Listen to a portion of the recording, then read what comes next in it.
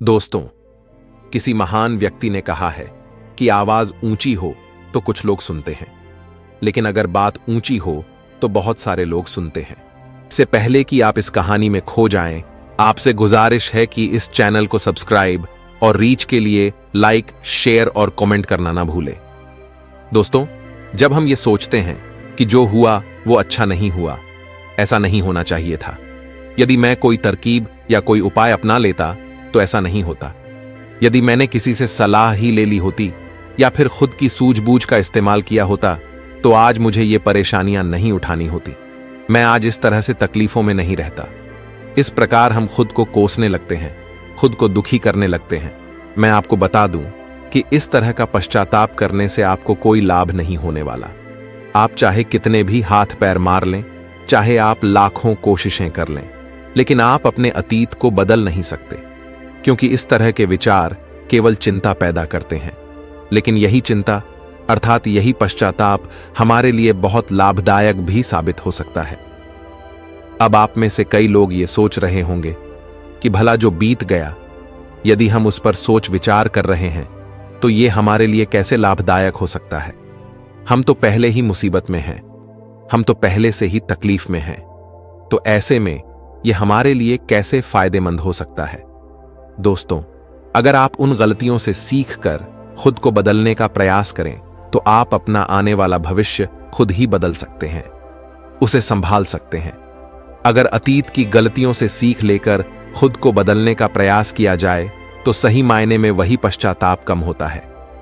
आज की जो बौद्ध कहानी मैं आपको सुनाने जा रहा हूं, इस कहानी के माध्यम से मैं आपको कुछ ऐसे तरीके बताने वाला हूं जिन तरीकों को अपनाकर आप अपने जीवन में इस प्रकार के पश्चाताप से बच सकते हैं। आप अपनी अतीत की गलतियों को भुलाकर अपने आप को एक नया इंसान बन सकते हैं। जो लोग खुद पर संदेह करते हैं, जो अपने ही विचारों में उलझे रहते हैं, जिन्हें उनकी अतीत की गलतियां परेशान करती रहती हैं, उनके लिए ये एक वरदान साबित हो सकता है।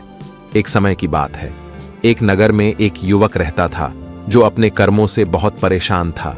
उसने 30 साल बहुत मेहनत की, लेकिन उसके बाद भी उसे अपने कर्मों का फल नहीं मिला, जिस कारण वह अंदर से बहुत निराश हो चुका था।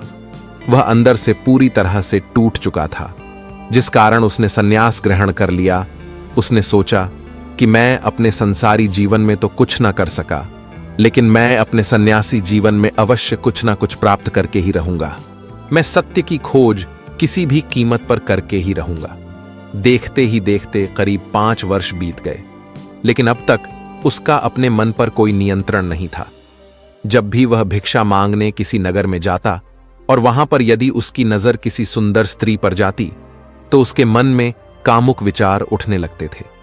और जब भी वह शांत होता और अकेले कहीं पर बैठता तो उसे खुद पर क्रोध आता, उसे खुद पर पश्चाताप होता, और तब वह यह सोचता कि आखिर मैं सन्यासी क्यों बन गया।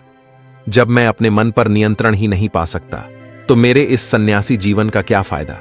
इससे तो अच्छा होता कि मैं किसी अच्छी और सुंदर स्त्री से विवाह कर लेता, पैसे कमाता और अपना घर परिवार संभालता। हो सकता था कि मेरे अपने बच्चे भी होते, लेकिन मैं भी कितना बेवकूफ हूं।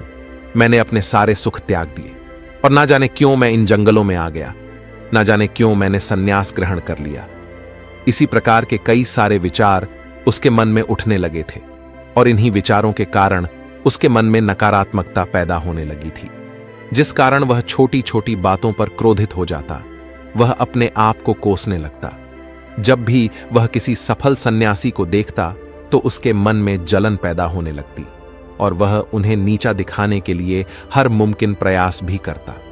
इसी प्रकार के कई तरह तरह के विचार उसे परेशान करने लगे थे और अब वह और भी ज्यादा चिंतित रहने लगा था। उसने खाना पीना पूरी तरह से त्याग दिया था। एक दिन रात्रि के वक्त वह आश्रम के बाहर बैठकर रो रहा था और रोते रोते उसने यह तय किया कि वह अपना जीवन समाप्त कर देगा।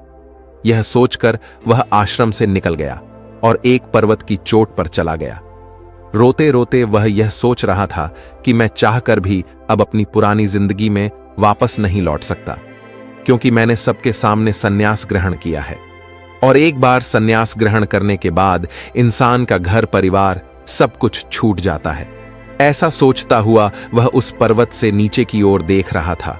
उसकी आंखों से आंसू बह रहे थे, लेकिन अब भी उसके मन में तरह तरह के विचार उत्पन्न हो रहे थे। वह अब भी यही सोच रहा था कि यदि मैंने अपने जीवन में सही निर्णय लिए होते तो आज मुझे यह दिन ना देखना होता। रोते हुए अपने कदम आगे बढ़ाने ही वाला था कि तभी उसे एक आवाज सुनाई दी। कोई उसे चिल्लाकर यह कह रहा था, भंते, रुक जाओ, जहां छोड़ कर जा रहे हो वापस वहीं से शुरुआत करनी होगी, इसलिए एक बार फिर सोच लो। यह आवाज सुनकर वह सन्यासी रुक गया। उसने पीछे घूमकर यहां वहां देखा, लेकिन उसे वहां पर कोई भी दिखाई नहीं दिया। तभी उसने जोर से चिल्लाकर कहा, कौन हो तुम? तभी उसकी नजर एक बूढ़े बौद्ध भिक्षु पर गई और उन्हें देखकर वह सन्यासी और भी क्रोधित हो उठा और कहने लगा, कौन हो तुम और मुझे क्यों रोकना चाहते हो? तभी वह बूढ़ा बौद्ध भिक्षु उस सन्यासी से कहता है, भंते, मैं तो बस इतना ही कह रहा हूं कि तुम जहां छोड़कर जा रहे हो तुम्हें वापस वहीं से शुरुआत करनी होगी, इसलिए निर्णय लेने से पहले एक बार फिर सोच लो, कहीं तुम फिर से गलत निर्णय तो नहीं ले रहे। तभी वह सन्यासी क्रोधित होकर उन बौद्ध भिक्षु से कहता है, आपको क्या लगता है कि मैं बार बार यही गलतियां करूंगा? मैं मानता हूं कि मैंने अनजाने में गलतियां की हैं, और इसका मतलब यह नहीं है कि बार बार मैं यही गलतियां दोहराते रहूंगा। मैंने अपनी गलतियों से बहुत सीख ली है, लेकिन अब मैं उन गलतियों को ठीक नहीं कर सकता। अब मैं उन्हें बदल नहीं सकता, इसलिए मैंने बहुत सोच समझकर यह फैसला लिया है। उस सन्यासी की यह बात सुनकर वह बूढ़ा बौद्ध भिक्षु जोर जोर से हंसने लगा और उस सन्यासी से कहता है, भंते, अतीत की गलतियां कोई नहीं सुधार सकता, क्योंकि बीता हुआ समय कभी लौटकर नहीं आने वाला। हां, वे लोग मूर्ख होते हैं जो यह कहते हैं कि वे लोग अतीत को बदल सकते हैं। उनसे ज्यादा अज्ञानी इस दुनिया में दूसरा और कोई नहीं हो सकता, क्योंकि जब तुम समय को वापस नहीं घुमा सकते तो तुम अपनी अतीत की गलतियों को भला कैसे बदल सकते हो? लेकिन जो लोग समझदार हैं, जो लोग ज्ञानी हैं, वे लोग यह बात बहुत अच्छी तरह से जानते हैं कि जीवन में गलतियां करना कितना जरूरी होता है। गलतियों के कारण ही तो हम सीख पाते हैं, अपनी गलतियों से समझ पाते हैं और अपने भविष्य को बेहतर बना पाते हैं। आगे वह बूढ़ा बौद्ध भिक्षु उस सन्यासी से कहता है, भंते, जब तक तुम्हें खुद की कमियों का ही पता नहीं होगा तब तक तुम अपने आप को बेहतर कैसे बना सकते हो? और हमारी कमियां तो सिर्फ हमारी गलतियों से ही पता चलती हैं। आगे वह बूढ़ा भिक्षु उस सन्यासी से कहता है, हर माता पिता अपने बच्चों को बहुत ही प्यार दुलार से पालते हैं। वे उन पर कभी कोई आंच नहीं आने देना चाहते। वे यह नहीं चाहते कि उनका बच्चा कभी कोई गलतियां करे और उसे कोई तकलीफ हो, लेकिन वह यह भूल जाते हैं कि जीवन एक युद्ध का मैदान है, जहां हम खुद अपनी गलतियों से सीखते हैं और एक योद्धा बनते हैं। और जो यह सोचता है कि वह अपने जीवन में कभी कोई गलती ही नहीं करेगा, तो इसका अर्थ यह हुआ कि वह कभी भी जीवन के इस रण क्षेत्र में हिस्सा ही नहीं लेना चाहता। और जो कोई भी इस युद्ध में हिस्सा नहीं लेता, वह अपने जीवन में कभी कुछ नया नहीं कर पाता, ना ही वह अपने जीवन में कुछ सीख पाता है। वह तो केवल वही करता है जो उसे सिखाया गया है। और जो व्यक्ति इस युद्ध भूमि में हिस्सा लेता है, वह यह अच्छी तरह से जानता है कि उसे कई बार गिरना होगा, कई बार संभलना होगा, लेकिन उसे रुकना नहीं है, बल्कि उसे चलते रहना है, क्योंकि जीवन चलते रहने का नाम है। इस पर वह सन्यासी और भी क्रोधित हो उठता है और बौद्ध भिक्षु से कहता है, आखिर तुम कहना क्या चाहते हो? तुम इस तरह से मेरा समय व्यर्थ कर रहे हो। जो भी कहना है जल्दी कहो, अन्यथा अच्छा नहीं होगा। तभी वह बूढ़ा बौद्ध भिक्षु एक बार फिर मुस्कुराने लगा और उस सन्यासी से कहता है, भंते, आज मैं तुम्हें जीवन के ऐसे 5 तरीके बताने वाला हूं जिनका पालन करके तुम अपने अतीत की गलतियों को अपनी ताकत में बदल सकते हो। आगे वह बौद्ध भिक्षु उस सन्यासी से पूछते हैं, भंते, क्या तुम जानना चाहोगे कि वह 5 तरीके कौन से हैं? यदि तुम जानना चाहते हो तो इसके लिए तुम्हें भी मुझे एक वचन देना होगा। तभी वह सन्यासी कहता है, कैसा वचन? वह बूढ़ा बौद्ध भिक्षु बहुत ही प्रेम से उस सन्यासी से कहता है, बस इतना ही कि तुम अपने मन से आत्महत्या का ख्याल निकाल दोगे। सिर्फ तभी मैं तुम्हें यह 5 बातें बताऊंगा, अन्यथा तुम अपने फैसले पर अटल रह सकते हो। लेकिन याद रखना कि जो गलतियां तुमने पहले दोहराई हैं, हो सकता है कि इस बार भी तुम वही गलती कर रहे हो। इतना कहकर वह बूढ़ा बौद्ध भिक्षु शांत हो गया और वह सन्यासी कुछ देर के लिए सोच विचार में पड़ गया। वह यह नहीं समझ रहा था कि वह क्या करे। यदि वह आत्महत्या करता है तो उसे वह 5 बातें नहीं पता चल पाएंगी, और यदि वह 5 बातें जानने के लिए जाता है तो उसे आत्महत्या का ख्याल मन से निकालना होगा। वह सन्यासी असमंजस में था, लेकिन काफी देर सोच विचार करने के बाद आखिरकार उसने उस बूढ़े बौद्ध भिक्षु की बात मान ली और वह उन बूढ़े बौद्ध भिक्षु के पास पहुंचा और कहने लगा, कहिए, आप क्या कहना चाहते हैं? तभी वह बूढ़ा बौद्ध भिक्षु उस सन्यासी से पहली बात बताते हुए कहता है, भंते, सबसे पहले तो तुम यह जान लो कि अतीत में जो भी तुमसे गलतियां हुई है वह किसकी कारण हुई है, उसके पीछे का क्या कारण था। तुम्हें सबसे पहले उन कारणों को पहचानना होगा। वह कारण या तो कोई मजबूरी हो सकते हैं या कोई इंसान हो सकता है जिसके कारण तुमने वह सारी गलतियां की, या फिर हो सकता है कि तुमने वह गलतियां केवल अपने स्वार्थ के लिए की हो। तुम्हें उन कारणों को पहचानना होगा। यदि तुम्हें किसी से धोखा मिला था तो क्यों मिला था? क्या तुमने कभी इसके ऊपर विचार किया है? क्योंकि शायद तुमने उस पर हद से ज्यादा विश्वास किया होगा। एक बार यदि तुमने उस कारण को समझ लिया और उसे जान लिया तो तुम यह समझ पाओगे कि तुमने कहां कमी रह गई, तुमने कहां पर गलती की।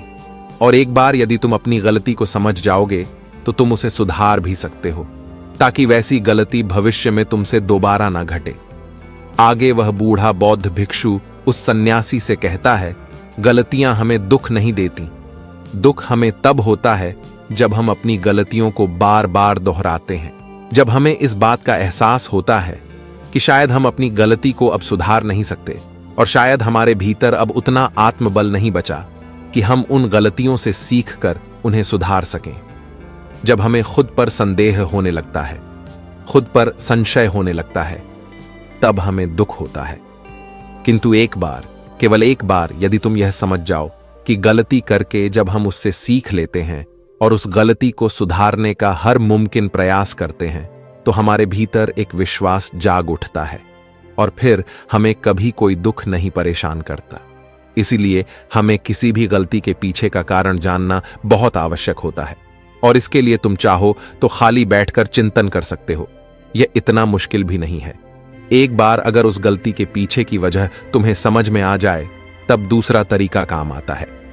जब हम गलती के पीछे की वजह को जान जाते हैं, उसे समझ जाते हैं, तो उसके बाद हमें खुद से एक सवाल करना चाहिए, और वह सवाल यह है कि गलती करने से पहले हम कैसे इंसान थे, और यह गलती करने के बाद हमारे अंदर क्या परिवर्तन हुआ है।